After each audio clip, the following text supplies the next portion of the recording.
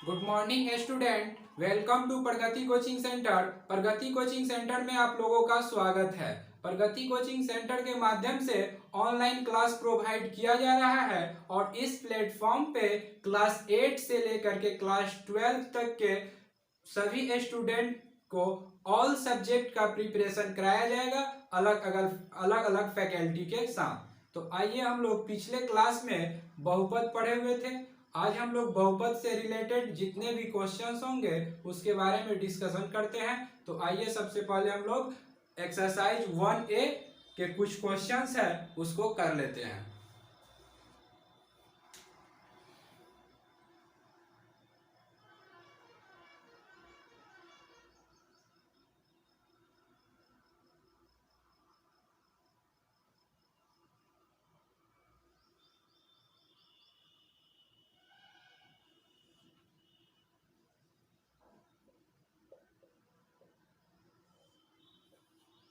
Questions लिखा हुआ है 2x² माइनस 3x माइनस 5 का एक शून्यक निकालें। ये क्वेश्चंस दिया गया है 2x² माइनस 3x माइनस 5 का एक शून्यक निकालें। तो सबसे पहले बच्चों हम क्या करेंगे, इसको px के फॉर्म में लिख लेंगे। सबसे पहले क्या करेंगे, जो भी क्वेश्चंस बहुपद का दिया रहेगा उसको px के फॉर्म में लिख लेंगे, क्योंकि बहुपद को px के द्वारा सूचित किया जाता है। तो आइए सबसे पहले हम लोग क्या करेंगे, px के फॉर्म में लिख लेंगे जो भी क्वेश्चंस दिया रहेगा। तो px is equal to 2x² minus 3x minus 5। जब भी क्वेश्चंस में शून्य कहेगा तो जब px इक्वल टू 0 होगा तब शून्यक होगा। शून्यक होने के लिए क्या कंडीशन है, क्या रीजन है, जब भी px इक्वल टू 0 होगा तब शून्यक होगा। तो आइए क्वेश्चंस दिया है 2x² माइनस 3x माइनस 5, ठीक है, इज इक्वल टू 0। तो हम लोग पिछले क्लास में यानी क्लास 6-8 में ये गुणनखंड पढ़े होंगे, फर्स्ट इंटू थर्ड मेथड। इसको इससे क्या करते हैं, गुना करते हैं। तो 5 गुने 2 10 हो जाएगा, और फिर इसका हम लोग क्या करते हैं, गुणनखंड करते हैं। तो इसको हम लोग लिख सकते हैं 10 के लिए 5 गुने 2, ठीक है। तो 2x² minus 5x minus 2x minus 5 बराबर 0। अब आप लोग कहते होइएगा कि यहाँ पे 5x और 2x कहाँ से आ गया। तो यहाँ पर ध्यान देने वाला बात है, ये 5x और 2x जो लिखा हुआ है इसको सॉल्व करने पे यानी सरल करने पे 3x आना चाहिए, ये प्लस होगा। इसको सॉल्व करने पे 3x आना चाहिए, और इसी को गुना करने पे ये जो 10 था 5 इंटू टू वो आना चाहिए। तो देखिए अब इसमें हम लोग कॉमन देखेंगे कि क्या कॉमन हो सकता है। तो x² इसमें भी है और x इसमें भी है, 2 इसमें है और इसमें 5 है। तो संख्या में तो कुछ कॉमन नहीं होगा, लेकिन लेटर में कॉमन हो जाएगा। तो इसमें से क्या कॉमन हो जाएगा प्यारे बच्चों, x कॉमन हो जाएगा। तो यहाँ पे क्या बचेगा, अगर 2x² में से x बाहर निकल जाएगा तो यहाँ क्या बचेगा, 2x बचेगा, ठीक। और यहाँ पे 5x में से x बाहर निकल जाएगा तो 5 बचेगा। यहाँ पे प्लस है तो प्लस कीजिए, और यहाँ पे क्या कॉमन हो जाएगा, इसमें 2x है और ये 5 है, दोनों डिफरेंट है तो +1 कॉमन हो जाएगा। जब भी दोनों पद डिफरेंट हो, अलग अलग हो, तो उसमें +1 कॉमन होता है। तो 2x माइनस 5। अब गुणनखंड करते समय हमेशा ध्यान देंगे कि ये जो पद होगा दोनों बराबर होगा। अगर ये पद बराबर नहीं है तो गुणनखंड गलत हो जाएगा। तो आइए अब आगे चलते हैं। तो इसको लिखेंगे 2x माइनस 5 यानी 2x minus 5 x plus 1 is equal to 0, ये होगा। अब इसके बाद ये दोनों को बारी बारी से 0 से तुलना करेंगे। जैसे x 2x minus 5 is equal to 0, तो 2x इजकल टू 0 प्लस 5। तो 2x इक्वल टू 5, इसलिए x का वैल्यू हो जाएगा 5/2। और फिर नेक्स्ट था x प्लस 1 इक्वल टू 0, तो x का मान हो जाएगा -1। तो शून्यक इज इक्वल टू क्या हो जाएगा, शून्यक इक्वल टू 5/2 या -1। इसको लिखिए, फिर से हम लोग समझते हैं। क्वेश्चंस दिया रहेगा किसी भी बहुपद का द्विघात हो, रैखिक हो या त्रिघाती बहुपद हो, तो उस क्वेश्चंस को हम लोग सबसे पहले क्या करेंगे कि px के फॉर्म में लिख लेंगे। px के फॉर्म में लिखना जरूरी इसलिए है कि बहुपद हम लोग पढ़ रहे हैं, अब बहुपद को हम लोग px से सूचित करते हैं, तो px के फॉर्म में क्वेश्चंस को लिख लिए। और जब भी शून्य के बाद कहा जाए तो px 0 होगा, जब px 0 होगा तभी शून्यक होगा, ठीक है। तो 2x² - 3x - 5 बराबर 0, क्योंकि शून्य कहा जा रहा है। अब इसमें x का वैल्यू निकालना है, शून्य x का वैल्यू निकालना है, तो इसको हम लोग गुणनखंड मेथड से x का वैल्यू निकाल सकते हैं। तो यहाँ पे फर्स्ट इंटू थर्ड मेथड होता है, बचपन में पढ़े होइएगा क्लास 6 और 8 में कि गुणनखंड फर्स्ट इंटू थर्ड मेथड से। तो पहला टर्म और लास्ट टर्म, थर्ड वाला टर्म को क्या करते हैं, गुना करते हैं, तो 5 गुने 2 10 आया। और फिर इस 10 को हम लोग गुणनखंड करते हैं, तो 5x प्लस 2x, जोड़ने या घटाने से इतना आना चाहिए और गुना करने से 10 आना चाहिए, जो ये 10 आया है। तो जोड़ने या घटाने से हम लोग को इतना आएगा और गुना करने से 10 आएगा। फिर अब ये दोनों में देखेंगे दो दो पद में कि कॉमन क्या है। कॉमन का मतलब होता है जो दोनों पद में, एक से अधिक पद में शामिल हो, एक से अधिक पद में शामिल हो। कॉमन का क्या मतलब होता है, जो एक से अधिक पद में शामिल हो। तो यहाँ पे x है, यहाँ पर भी x है, तो यहाँ से x कॉमन हो जाएगा और 2x² में से जब x निकल जाएगा बाहर तो यहाँ पे x बचेगा, और यहाँ पे 5x में से x निकल जाएगा तो 5 बचेगा। ठीक उसी तरह से यहाँ पे 2x है और यहाँ पे 5 है, तो इसमें से दोनों तो अलग अलग टर्म है, तो अलग अलग जब भी टर्म होगा तो +1 कॉमन होता है। तो यहाँ से +1 कॉमन निकल गया तो यहाँ पे कितना बचेगा, 2x बचेगा, और यहाँ से +1 निकल जाएगा तो -5x बचेगा। उसके बाद ये जो दोनों पद होगा ना इक्वल होगा, तभी गुणनखंड सही माना जाएगा। तो ये दोनों पद में से कोई एक पद लिख लेंगे और उसके बाद कॉमन वाला जो टर्म होगा उसको लिख लेंगे और 0 से तुलना करेंगे, और बारी बारी से इसको 0 से तुलना करेंगे। और यहाँ पे 2x - 5 = 0, तो 2x = 0 + 5। 0 + 5 इसलिए हो गया कि ये संख्यात्मक मान है और ये लिटरल टर्म है, अलजेब्रिक फॉर्म है। तो हमको x का वैल्यू निकालना है, तो ये 5 अपने साइड से दूसरे के साइड में जाएगा, तो ये माइनस है तो प्लस हो जाएगा, और प्लस रहेगा तो माइनस हो जाएगा, हमेशा चेंज हो जाता है। इक्वेशन में समीकरण, ये एक समीकरण भी बन रहा है, समीकरण में अगर कोई भी टर्म अपने तरफ से दूसरे के तरफ जाता है तो उसका साइन चेंज हो जाता है। तो 5 इधर आएगा तो प्लस हो जाएगा। अब 2x = 5 यानी 2x = 5, तो x = 5/2, एक शून्यक ये हो गया। ठीक इसी प्रकार x + 1 = 0, तो यहाँ पे x लिटरल टर्म है यानी अलजेब्रिक टर्म है, और 1 जो है ये संख्यात्मक मान है। तो 1 अपने तरफ से दूसरे के तरफ जाएगा तो माइनस बन जाएगा, यानी x = 0 - 1 हो जाएगा। तो 0 में से 1 घटाएंगे तो 1 ही होगा, -1 होगा, तो एक शून्यक ये हो गया। क्वेश्चन में पूछा गया था कि px = 2x² - 3x - 5x का एक शून्यक बतावे, तो दोनों में से कोई भी शून्यक लिख देंगे, सही हो जाएगा। समझ गए होंगे आप लोग, तो लिखिए इसको, जल्दी लिखिए, आगे भी क्वेश्चंस बताना है। ठीक है,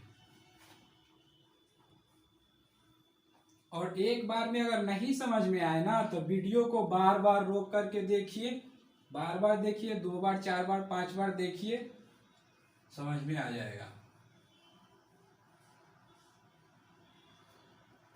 और चैनल को सब्सक्राइब जरूर करें, क्योंकि अगर चैनल को सब्सक्राइब कीजिएगा तभी अगले नेक्स्ट आने वाला जो नेक्स्ट वीडियो होगा उसका नोटिफिकेशन आप लोग तक पहुंच पाएगा, और आप लोग को प्रिपरेशन तैयारी करने में किसी भी तरह की कठिनाई नहीं होगी। तो आइए हम लोग नेक्स्ट क्वेश्चन देखते हैं, नेक्स्ट क्वेश्चंस की तरफ चलते हैं। क्वेश्चंस है बहुपद 3x² माइनस 5x प्लस 7 के शून्यकों का योग तथा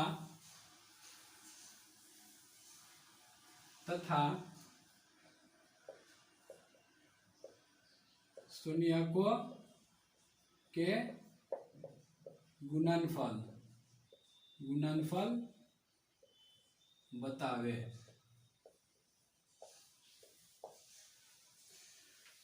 प्यारे बच्चों, क्वेश्चंस दिया हुआ है कि बहुपद 3x² माइनस 5x प्लस 7 के शून्यकों का योग तथा शून्यकों के गुणनफल बतावे। तो सबसे पहले हम लोग क्या करेंगे कि इस बहुपद को px के फॉर्म में लिख लेंगे, क्योंकि px के फॉर्म में लिखना जरूरी है। इसलिए जरूरी है कि बहुपद को हम लोग px से सूचित करते हैं। तो आइए सबसे पहले क्या करेंगे, सबसे पहला मेरा काम होगा कि बहुपद को px के फॉर्म में सूचित कर ले। तो px is equal to 3x² minus 5x plus 7। इतना लिखने में किसी भी प्रकार की कठिनाई नहीं है आप लोगों को, तो इतना लिख लिए। इसके बाद क्या करेंगे कि a का वैल्यू देखेंगे कि a का वैल्यू क्या है, b का वैल्यू क्या है और c का वैल्यू क्या है। तो a equal to 3, b equal to -5, c equal to 7। हम लोग प्रॉपर्टीज में पढ़े थे कि द्विघात बहुपद में a जो होता है ना वो x² का गुणांक होता है। ध्यान से सुनिएगा, हम लोग प्रॉपर्टीज में पढ़े थे प्यारे बच्चों कि जो भी होता है ना द्विघात बहुपद के लिए a वो क्या होता है, x² का गुणांक होता है। तो वही बात न है, a के जगह पे यहाँ 3 लिखा हुआ है तो ये a का वैल्यू हो जाएगा, और यहाँ b के जगह पे -5 लिखा हुआ है तो b का वैल्यू -5 हो जाएगा। और अचर पद जिसका मान कभी नहीं बदलता हो, अब यहाँ 7 लिखल है तो ये कभी 8 होगा नहीं होगा, कभी ये 10 हो जाएगा नहीं होगा, ये अचर पद है, ये इस क्वेश्चंस के लिए हमेशा 7 होगा, तो c का वैल्यू ये हो जाएगा। तो इसके बाद हम लोग शून्यकों के योग का फॉर्मूला यूटिलाइज कर लेंगे, यानी यूज कर लेंगे। तो हम लोग पढ़े थे प्रॉपर्टीज में कि शून्यकों के योग इज इक्वल टू शून्यकों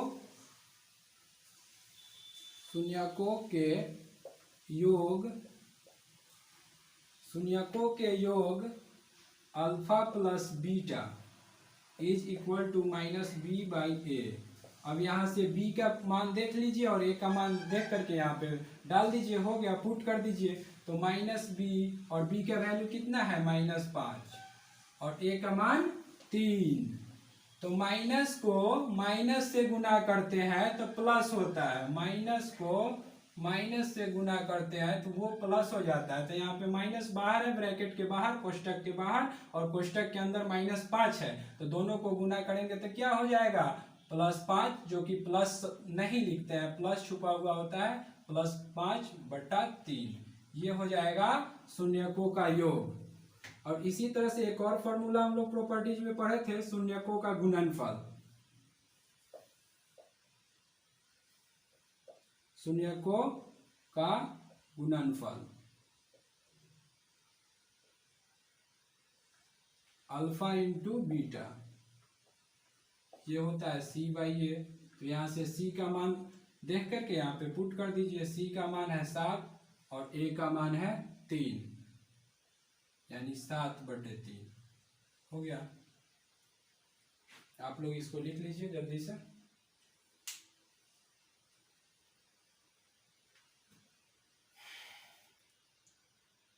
तो इसको मिटाते हैं हम, फिर अगला नेक्स्ट क्वेश्चंस।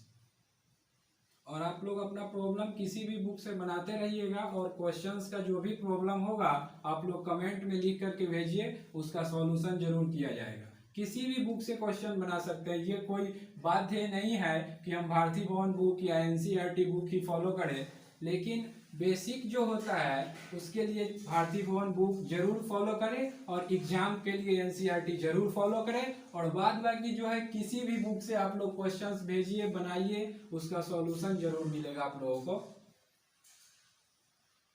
और अपने दोस्तों के बीच शेयर कीजिए ताकि उसका भी प्रिपरेशन अच्छे ढंग से इस लॉकडाउन में हो पाए। तो नेक्स्ट क्वेश्चन है बच्चों, नेक्स्ट क्वेश्चन है यदि अल्फा बीटा गामा त्रिघात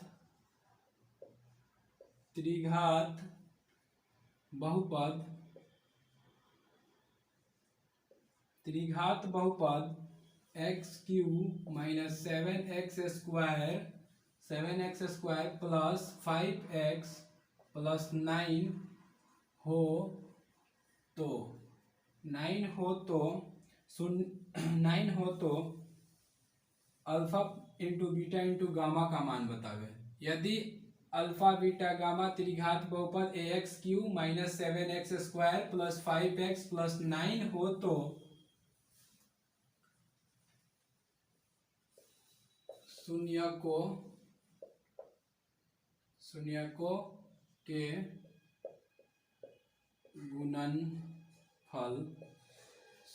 के गुणनफल बतावे।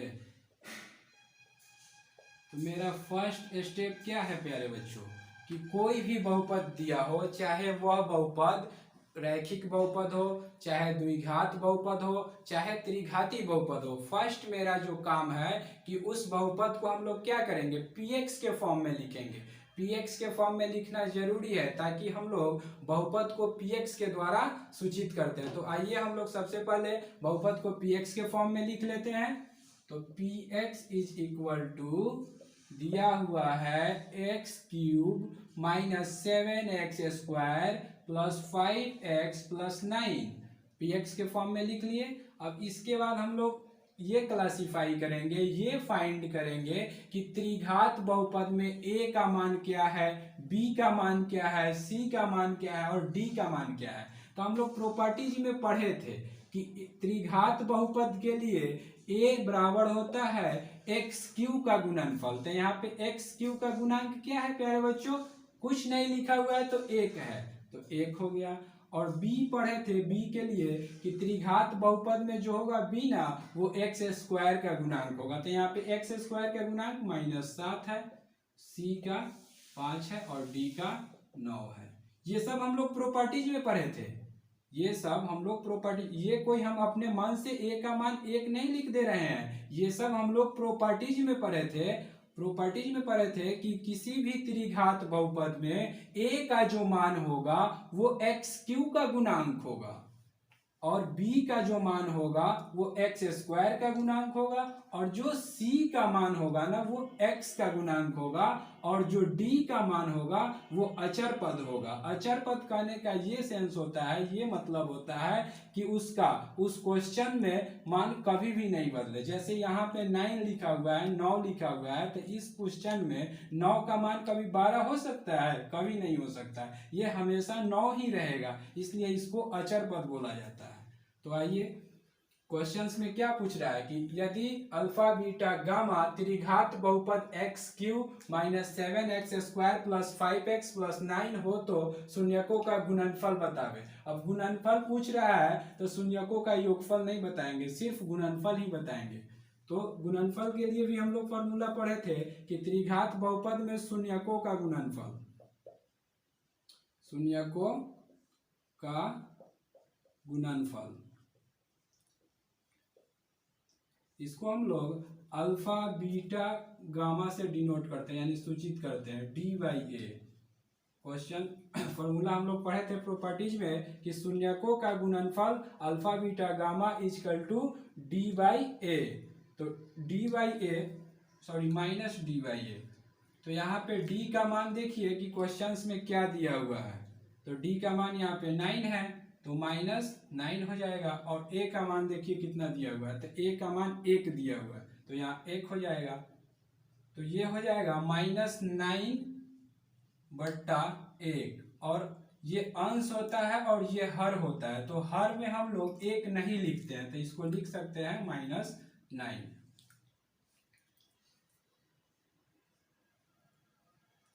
इसको आप लोग लिख लीजिए, एक बार और समझा देते हैं। फिर से देखिए, क्वेश्चंस में दिया हुआ है कि यदि अल्फा बीटा गामा त्रिघात बहुपद x³ - 7x² + 5x + 9 हो तो शून्यकों के गुणनफल बतावे। तो सबसे पहले हम लोग क्या करेंगे, कोई भी बहुपद दिया हो, चाहे वो रैखिक बहुपद हो, चाहे द्विघात बहुपद हो, चाहे त्रिघात बहुपद हो, सबसे पहले हम लोग उसको px के फॉर्म में लिख लेंगे। क्योंकि px के फॉर्म में लिखना इसलिए जरूरी है कि बहुपद को हम लोग px से सूचित करते हैं। px के फॉर्म में लिखने के बाद ये फाइंड करेंगे कि a का वैल्यू क्या है। तो त्रिघात बहुपद में हम लोग पढ़े थे कि a का मान x³ का गुणांक होता है, तो यहाँ x³ का गुणांक कोई भी संख्या नहीं लिखा हुआ है। तो जब कभी भी x³ या x² या x के गुणांक में कोई भी संख्या नहीं हो तो वहाँ 1 होता है। और b के मान के लिए पढ़े थे कि b का मान जो होता है वो x² का गुणांक होता है, तो यहाँ पे x² का गुणांक क्या है, -7 है, तो -7 लिख दिए। उसी तरह से c के लिए पढ़े थे कि c क्या होता है, c का मान क्या होता है, तो c का मान x के गुणांक होता है, तो यहाँ पे x के गुणांक 5 है, तो 5 लिख दिए। और जो लास्ट वाला टर्म जो होगा वो अचर पद होगा, तो अचर पद d = 9 यानी 9 लिख दिए। अब जो हम लोग ये बात सोचेंगे कि क्वेश्चंस में क्या फाइंड करना है, क्या निकालना है, तो क्वेश्चंस में शून्यकों का गुणनफल निकालना है। शून्यक के गुणनफल के लिए हम लोग फॉर्मूला पढ़े थे, alpha into beta is equal to -d/a। तो d का वैल्यू यहाँ से देखिए 9 है, तो और ये फॉर्मूला का माइनस, तो -9 हो जाएगा। और a का मान 1 है, तो यहाँ 1 हो जाएगा। हर में हम लोग 1 नहीं लिखते हैं, इसलिए इसको -9 लिख सकते हैं। तो आज इतना ही। आप लोग जो वीडियो को अच्छा लगे तो शेयर और लाइक जरूर कीजिएगा, ताकि नेक्स्ट वीडियो का नोटिफिकेशन आप तक आसानी से पहुंच जाए। और एक बात और, प्रॉब्लम जो है किसी भी बुक से आप लोग बना सकते हैं, किसी भी बुक से प्रॉब्लम बनाइए। अगर क्वेश्चंस नहीं बनता है तो उसको कमेंट में भेजिए, उसका सॉल्यूशन जरूर किया जाएगा। ठीक है, थैंक यू।